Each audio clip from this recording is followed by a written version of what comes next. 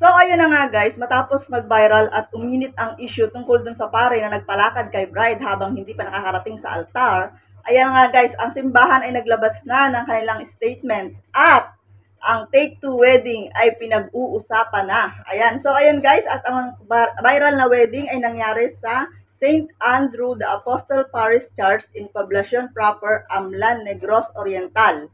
Ayan, so ayun nga guys, at matapos maglabas ang simbahan ng kanilang statement ay humihingi sila ng paumanhin ang simbahan. Ayan. Bago ko basahin sa inyo ang payag ng simbahan, kung di ka pa nakasubscribe sa akin channel, please subscribe on my channel. This is Tats Pusong Palaban, ang bagong issue sera ng bayan. So ayun nga guys, ito ang ayon sa simbahan ay we express our sincere apology to the bride and the groom, to their respective families who were directly offended by the turn of these events, and to the people who have seen our humanity as priests in a time when we were weakest of any possible control. We also apologize and express gratitude to the bereaved family who were made to wait for the wedding to be finished, ayon sa simbahan. At he had hurriedly some make adjustment by starting when he saw the bride at the church entrance.